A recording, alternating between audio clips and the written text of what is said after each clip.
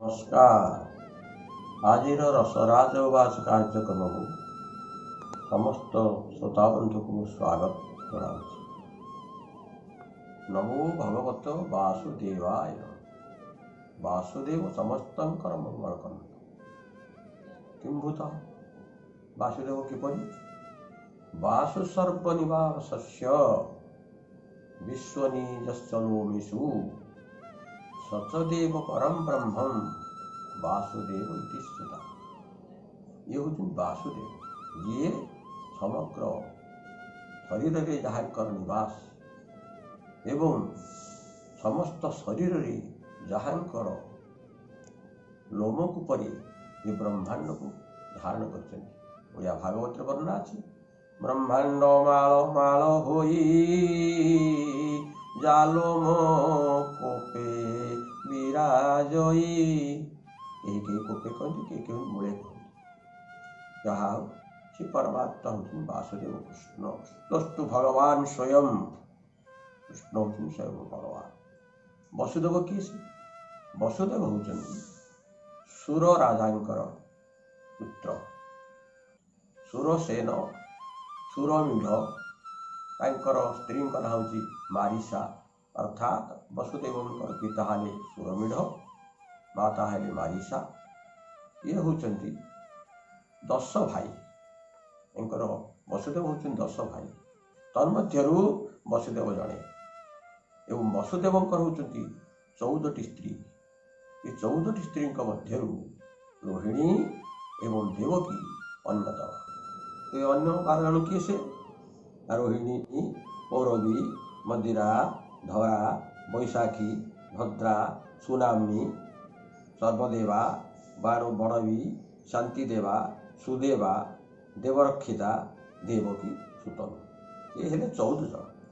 10 भाई किए से आरक, कंक, शमिक, वत्सल, संजय, श्यामल, देवभाग, देवस्रवा, ब्रुक।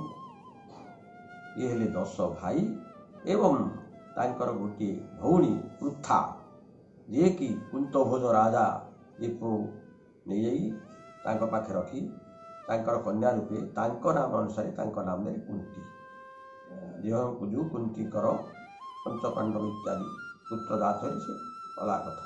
तेरे से जो वसुदेव वसुदेवकर पूर्वजन्म फल एवं तपस्या बल से भगवान कृष्ण को देवकी गर्भर दाद कर। देवकी किए से देवकी होती कंसर भौणी।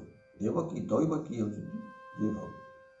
कृष्ण जन्म होती वसुदेव एवं देवकी अनुसार। कृष्ण जन्म होला पर ये नहीं नंद मंदिर छाड़ी यशोदा कोल कृष्ण बढ़ी।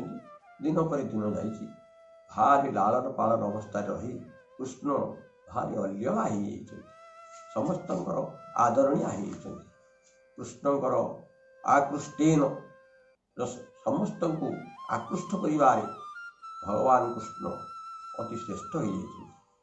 16 सहस्र गोपी से कौटी नहीं नंद गोप पाटणार नंद महाकुड़ घरे कृष्ण बर्तन होती। नंद किए से न वसुदेव उपसृत्यम भ्रातरम नंदवागत। भगवत ये व्यास लिखिं वसुदेवंकर उपसृत्य भाई होचंती नंद। नंदकर पिता होचंती सुर, माँ ମାରିସା। ଏଣୁ କୃଷ୍ଣ ଯେତେବେଳେ ବଢ଼ିଛନ୍ତି ଯାଇକି ନନ୍ଦଙ୍କ ଘରେ, ଏ ନନ୍ଦ ହେଉଛନ୍ତି ଜଣେ ରାଜା। କେଉଁ ରାଜା? ଗୋକୁଳପତି, ଗୋପାଳକ। ଗୋପରେ ଗୋଟେ ପର୍ଯ୍ୟାୟ ଅଛି। 100 ଗାଈ ଯିଏ ଚରାଏ ତାକୁ କହନ୍ତି ଗୋପାଳ। 100 ଗୋପାଳଙ୍କ ମଧ୍ୟରେ ଯିଏ ଶ୍ରେଷ୍ଠ ତାକୁ କହନ୍ତି ଭୋଇ। 100 ଭୋଇଙ୍କ ଭିତରେ ଯିଏ ବଡ଼ ବା ଶ୍ରେଷ୍ଠ ସେ ହେଉଛନ୍ତି ମହାଭୋଇ। 100 ମହାଭୋଇଙ୍କ ଭିତରେ ଯିଏ ଶ୍ରେଷ୍ଠ ସେ ହେଉଛନ୍ତି ଖୁଡ଼। ଏବଂ 100 ଖୁଡ଼ଙ୍କ ମଧ୍ୟରେ ଯିଏ ଶ୍ରେଷ୍ଠ ବା ରାଜା ତାଙ୍କୁ କୁହାଯାଏ ମହାଖୁଡ଼। ତେଣୁ ନନ୍ଦ ହେଉଛନ୍ତି ଗୋପାଳକ ମାନଙ୍କର ଶ୍ରେଷ୍ଠ ରାଜା। ତାଙ୍କ ନାଁ ହେଲା ନନ୍ଦ ମହାଖୁଡ଼। ଗୌଡ଼ ବୋଲି ତାଙ୍କୁ କାହିଁକି ଆଖ୍ୟା ଦିଆଯାଇଛି? ନା ଗୌଡ଼ୀୟ ରାଜ୍ୟରେ ସେ ବସବାସ କରୁଥିଲେ ବୋଲିକି ତାଙ୍କୁ କୁହାଯାଏ ଗୌଡ଼।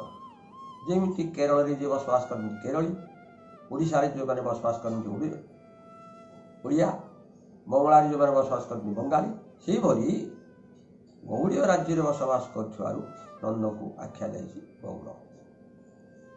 ନନ୍ଦ ମନ୍ଦିରରେ କୃଷ୍ଣ ଅତି ଆଦରରେ ବଢ଼ିଛନ୍ତି।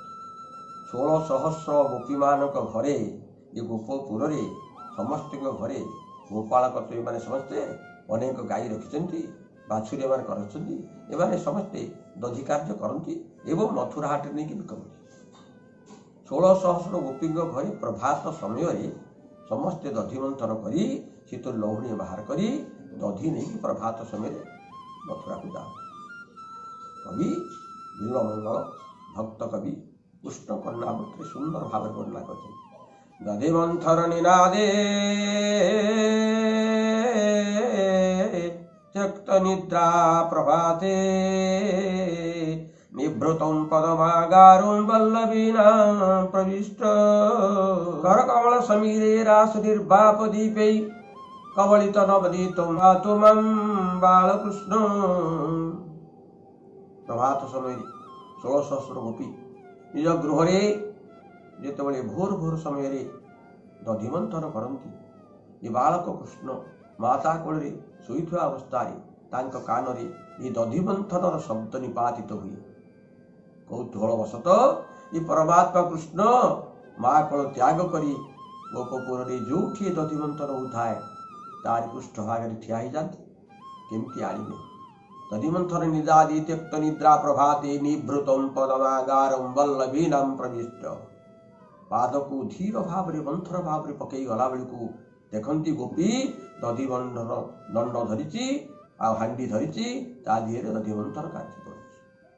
ପୃଷ୍ଠଭାଗରେ କୃଷ୍ଣ ଥାନ୍ତି। କେମିତି ଏକୁ ନେବି, କେମିତି ଏ ସର ଟିକେ ଖାଇବି, ଏ ଲହୁଣୀ ଟିକେ ଚାଖିବି, ଏ କଳ୍ପନା କଲା ବେଳକୁ ଆଗରେ ପାଖରେ ଥାଏ କ'ଣ ନା ଗୋଟେ ଦୀପ ଜଳୁଛି। ରାତିରେ ଭୋର ଭୋର ସମୟରେ ଅନ୍ଧାର, ଆଜିକାଲି ଭଳିଆ ତ ଇଲେକ୍ଟ୍ରିସିଟି ନଥିଲା, ଦୀପ ଜଳୁଛି। ଦୀପଟା ଲିଭେଇଲେ ସିନା ମୁଁ ଲହୁଣୀ ତକ ନେଇ ଖାଇବି। କର କମଳ ସମୀରେ ରାସ ନିର୍ବାପ ଦୀପେ, କେହି କେହି ମୁଖ କମଳ କହନ୍ତି। ମୁଖଟା ହେଲେ ଅଗ୍ନି ହେଉଛନ୍ତି ଗୁରୁ। ମୁଖରୁ ଯଦି ନିଃସୃତ ହେବ ତେବେ ହେଲେ ଅଇଁଠା ପକେଇବାର ଅଗ୍ନିଙ୍କ ଉପରେ ସବୁଚିତ ନୁହେଁ। ତେଣୁ କର କମଳ ସମୀରେ ହସ୍ତପଦ୍ମ ଦ୍ୱାରା ପୃଷ୍ଠରେ ଥାଇ ଯେତେବେଳେ ସେ ନିର୍ବାପ ଦୀପେ ଦୀପକୁ ଲିଭେଇଛନ୍ତି, ଅନ୍ଧାର ହେଇଯାଇଛି। ଅବଳିତ ନବନୀତମ୍, ସାଙ୍ଗେ ସାଙ୍ଗେ ହାତରେ ଧରି ଯେତେବେଳେ ମେଞ୍ଚରେ ଖାଇବାକୁ ଯାଉଛନ୍ତି, ପାଖକୁ ଶୁଭୁଛି ଗୋପାଳା ଦେଖୁଛି ପବନ ନାହିଁ, ଦୀପ ଲିଭିଲାଣି। ଆରେ ମୋ ପାଖରେ ଥାଇକି କିଏ ସେ ଅଛି? କିଛି ତ ନାହିଁ। କିଏ? ୟା ବୋଲି ଚାରିପଟକୁ ଯେତେବେଳେ ହାତ ବୁଲେଇ ଦେଇଛି, ଅନ୍ଧାର ଭିତରେ ଗୋଟେ କାଳିଆ ରୂପ ତା ହାତରେ ହାତ ପଡ଼ିଯାଇଛି। କିଏ? ଦ୍ୱିତୀୟ ଶ୍ଲୋକ। କଷ୍ଟଂ ବାଳ ବଳା ଅନୁଜସ୍ତମିହ କି ମନ ମନ୍ଦିରା ଶଙ୍କୟା ବୁଦ୍ଧତଂ ନବନୀତ କୁମ୍ଭ ବିବରୈ ହସ୍ତଂ କଥଂ ନ୍ୟସ୍ୟସି कर्तृचार्त पिपीलिकापनयनं सुप्तां किमुद्बोधितं बालां वत्स गतिर्विभक्तमिति सं जलत्पन हरिर्पातु वह। धरी पकईच अंधार भितर गोपी कृष्णକୁ, राजपुत्र नंद राजांकर पुत्र कृष्ण अंधार भितर अंडाली अंडाली तक पचारती, गोपी तुम्हें किए? कस्तम बाल तुम हम कि तुम एठार कहीं मन मंदिर आशंकया बाहर को टे उठते तो बाहर करू भूल बस तो घर को मो घर बोली पलि आसी राति मन मंदिर आशंकया बुद्ध तम ए बुझिलु ए घरटा कार ना तोर मोर घरटा को तू जानिलु बुद्ध तो नवनीत कुंभ विपरे हस्तम कथम न्यस्यसि ये लहुणी माठिया भितर हाथ भर्ती करू कहीं महाचतुर चतुरता कृष्ण कर्तृचार्त पिपीलिकापनयनम मते अंधार भितर परिष्कार दिशला तोर दधि भाण्ड भितर ये सब पिंपुड़ी धार सब चली ये पिंपुड़ी गुड़ाक झाड़ीदेवी कारण ये दही जदि पिंपुड़ी पड़ दही ये गुड़ाक नहीं तू केवे मथुरा हाट में बिकी पारिबुनी कंस राजा महाक्रोधी तार राज्य भारी अखंड राजत्व तार से निश्चित भाव में दंड दब ये भावटा मोर आसला से जो पिंपुड़ा को झाड़ी रखी ना साहब भारी सुख लगा तो कथाटा अत्रुचार्त पिपीलिकापन सुप्तान के बोधित मोर पिला तीनोटी शोचंदी से कहीं उठेचु से कहीं उठेचु कृष्ण महाचलाकी घर भितर प्रवेश कला बेले आग से पिला चिमुटी को उठे देते से क्या हो एणे दधि मंथन का विचार कर गोपी चलीज दधि हांडीटा एका रहा भारी सद हम ये कथा कहीं कर सुप्ताम बालाम वत्सगति सकाल पाई जाऊँ तो भोर समय मोर कौन लगाई बोरू नहीं कि समय सांगसाथी तो जंगल को जीवु ना आ पिला गुड़िक शोचंदी गोपी धरला वाला रे कृष्ण तू एते चलाकी मो आगे कहूचु तू किसी खाई देखी देखी तो पाटी देखी सांगे सांगे जो पाटीटा को चिपिची बदने रवरित गंधवाहम वचने तस्कर चातुरी धूरिणं नयने कुहुक शाश्रुमाश्रयतं चरणे कोमल तांडव कुमार जो पाटीटा को चिपी देती देखुच ता भितर केते सद्य लहुणी भर्ती कृष्ण तू कहूलु खाइबु बोलिना आज चाल तो माँ निकटरे ये कथा निश्चय जनईदेवी माँ जानू घरे घरे पशि आम 16 सहस्र गोपी को कि हैरान तू करुचु माँ कहूँ मो पुओ किसी करुनी सांगे सांगे चोर धरा पड़े कौन हुए आखि की मिंजी मिंजी कर पकाए पार्टी कथा बाहर बड़ दुखरे जो आखि धार धार लुह गड़ी पकई गोपी विचार कर पुओ ये नंद राजार पुओ ये मुझे दंड देवी जदि जाकि भूल हटका कर माँ आगे मत कह से माँ जाने ये गोपपुर मत रख छाड़ी दे जारे पुओ आउ दिन एमती करबुनि कहार पशिकरी नाही नाही कही देकरी जतले कृष्ण पळैचंती गोपी विचार करछि काहे कहिबो कि मो विरुद्ध रे मां आगे कहले मते किछि दंड मिलिबो नाही नाही मु टिके जाउछि जीवी एने कृष्ण कोन करछिंती मां मध्य समुद्र सेमिति दध्यमंतर करछिंती कृष्ण सेठी तांकर तो मन शांति हे पाला नै सरल हुडी खाइकरी से आसी मां पछरे ठिया आइछिंती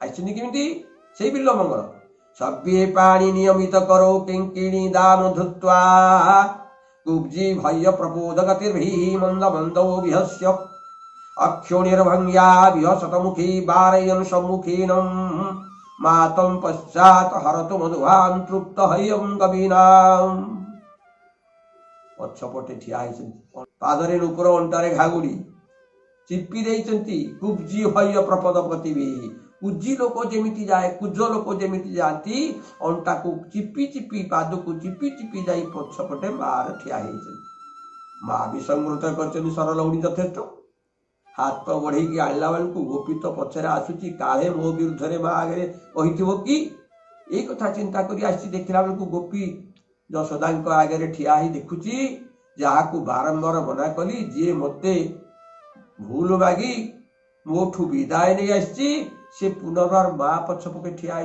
खाइब सरल उड़ी चोरी करी आगे ठिया अक्षोणे भंगिया विहसत मुखे बार सम्मुख आगे ठिया आंगुठी हल कहीदेवी माँ को कहीदेवी पछपटे कृष्ण ठिया हाथ ठाई कहते कहना कहना कहना ये कहूँ कहीदेवी से कहूँ कहना ये कहूँ कहीदेवी से कहूँ कहना एमती हो गोपी बड़ पाटे हसी देती माँ तो तल को मुह करजे नदी मंथन कर चाहिए आगे भोर भोर समय गोटे गोपी आसिक ठिया हसुची पचारे कहीं हसु गोपी कौन हो अरे क्या चाहिए हसु पछाड़ गोटे है कृष्ण ठिया कृष्ण कौन कलु तू एत उठी पड़लु अरे कौन कौन घटना कहलु तू कौन जाइलु कि गोपी कह ना माँ मुझे बुली आई कृष्णकर ये दुख कथा कृष्णकर ये भूल कथा को सी केवे माँ का आगे कहना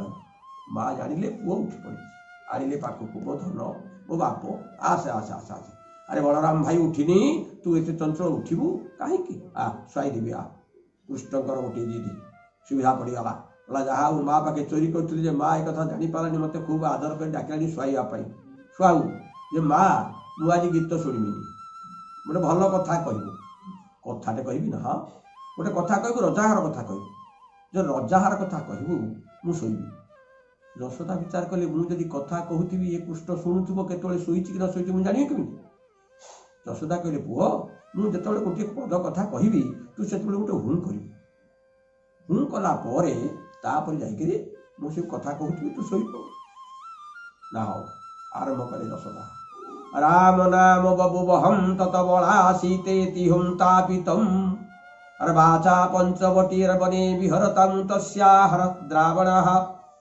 इत्यर्थ जननी प्रबोधित वचौ हुंकारवत शृणुवते सौमित्रियर को धनुर धनुमिति व्यग्रह गिरपातुरः यशोदारंभ कले वो सुओ ना सूची हूँ करी ना राम नाम बबुवहम अयोध्या कटकरे राम नाम रे जड़े राजा थिले से पितृ सत्य दशरथ पितांकर सत्य पालन करी सीता लक्ष्मण भाई लक्ष्मण को धरिकरी घोर जंगल को गले ना पंचवटी वन रे विहार करुचंती ना विहार समय लंकार राजा रावण सीता को चोरी करी नेला सेठी कड़े विचित्र दृश्य हला जो कृष्ण माँ को कोल शोते सांगे सांगे डेई पुड़ी उठे सौमित्री सौमित्री को धनु कोर धनु लक्ष्मण कौटी अछ चंचल धनु आण पुनर्बार मो सीता को लंका राजा रावण चोरी कर नहीं माँ को ढी पकी बोले ये कौन अरे मो पुओ शोला मो पुओ कृष्ण ये कौन कहूँ सौमित्री धनु आणे ओढ़े पकड़े मनरे भारी दुख है पुओर एत दुख देखी सांगे सांगे पलैले सका सका डाक पठेले गर्ग ऋषि की डाकिले बोले गर्ग ऋषि गुरुदेव पुओ राति शुआला बेले एमती से कौन कहूँ धनु धनु सौमित्रे लक्ष्मण धनुआण गर्ग जानिले ये परमात्मा पुरुषंकर लीला जानी पारे किंतु यशोदा को भूले बा पुओर बड़ रिष्ट पड़ी रिष्ट खंडन गोटे उपाय दरकार ना कौन नवक्रतुंड महाकाय सूर्य कोटि समप्रभु निर्विघ्ने कुरु मे देव शुभ कार्येषु सर्वदा वक्रतुंड गणेश निकटरे 120 राशि लडू बड़ बड़ राशि लडू नहीं पूजा कर से गणेश जदि 120 राशि लडू खाइबे तेरे पुअर रिष्ट खंड नहीं पुअर रिष्ट निश्चित भाव खंड नहीं माँ एक कथा रजार झील रजार बहु सांगे सांगे दासी मान को आदेश करी बड़ बड़ कर 120 राशि कर नहीं वक्रतुंड गणेश जो राजबाटी अच्छा पूजा करजे बसती पुओ टी साथी कृष्ण ये छोट पिलाया कृष्ण पाखे बस देखु माँ ये 120 राशि लोग कौन हम ना गणेश को देवे गणेश खाइबे गणेश खाइले तोर रिष्ट खंडन हम ना माँ ये 120 जाक सी खाइबे मु गोटे खाइबी ना चुप अरे तो रिष्ट खंडन पे बर्तमान मुझे आनी तोर रिष्ट न पड़ू तू कहू तू खाइबू ना तू ध्यान कर ध्यान कर विघ्न ध्वांत निवारणिक तृणी विघ्नाट विहव्य भाट विघ्न व्याकुल प्रमत्त गरुड़ विघ्ने पंचारण विघ्न तुंग गिरी प्रभेदन पवि विघ्नोदि कुंभुद्भव विघ्न घना घन प्रचंड पवन विघ्नेश्वर पातुर हाथ जोड़ी यशोदा डाकुचंती जिते गणेश अति आनंद निजर थोड़ पहाड़ को बढ़े गोटे मात्र थाली उठाऊँ राशि लड़ू ये कृष्ण थोड़ पहाड़ से नहीं तुंडे लगे पार्टी चाकू चाकू है माँ पाखे बस चाहिए बोले कौन कि अरे तू कौन खाऊ नहीं को सांगे सांगे उत्तरीय देह हाथ को बाहीदेले बोले अरे मु पूजा करुच्ची ठाकुर केमी खाइले तो रिष्ट खंड नब तू खाऊ बर्तमान हाथ बंधा कृष्णकर गणेश बस यशोदा ध्यान कर जिते गोटे गोटे लड़ू नौकरी गणेश ये कृष्ण कौन कहते निजर हाथ नहीं गणेश थोड़ पहाड़ तल को देखे दौरान गणेश बा केमती खाइबे मांड ठाकुर बंधा हाथ से लड़ू टी हाथ को देते यही पर्याय भितर दिन सारा चली सरला भितर 120 ଯାକ ସବୁ ସରିଗଲା। ମା ଦେଖିଲେ ବର୍ତ୍ତମାନ ଆଉ ଗୋଟିଏ ରଡ଼ି ନାହିଁ, ଯାହା ହଉ ଭଲ ହେଲା, ଆଜି ଗଣେଶ ସବୁତକ ଖାଇଛନ୍ତି, ଯାହାଫଳରେ ମୋର ପୁଅର ଅନିଷ୍ଟ ଖଣ୍ଡନ ହେଇଗଲା। କିନ୍ତୁ ଏଣେ ଦେଖିଲା ବେଳକୁ କୃଷ୍ଣକୁ ମୁହଁରେ ଲାଗିଛି ବାଲୁ ବାଲୁ ହେଇକି ସେ ରାଶି ପରା ହାତ ଯାକ ଲାଗିଛି। କି କୃଷ୍ଣ ଇଏ କ'ଣ, ତୋ ହାତକୁ କୁଆଡ଼େ ଆସିଲା? ଇଏ ମୁଁ ତ ଗଣେଶଙ୍କ ପାଖେ ଥୋଇଥିଲି। ନା ମା, ମୁଁ କ'ଣ ମାଗିଛି କି? ମୁଁ କ'ଣ ଛଡ଼େଇକି ନେଇଛି କି? ଏ ଗଣେଶ ଖାଇଲା ପରା ଗୋଟିଏ ଗୋଟିଏ ମୋତେ ଦେଲେ। ନ ହଇରେ କୃଷ୍ଣ, ତୋ ହାତ ମୁଁ ବାନ୍ଧିଲି, ତୁ ଏଥିରେ ନିଜେ ସବୁ ଖାଇଛୁ। ଆଉ ଗଣେଶକୁ ପୂଜା କରିବେ କ'ଣ?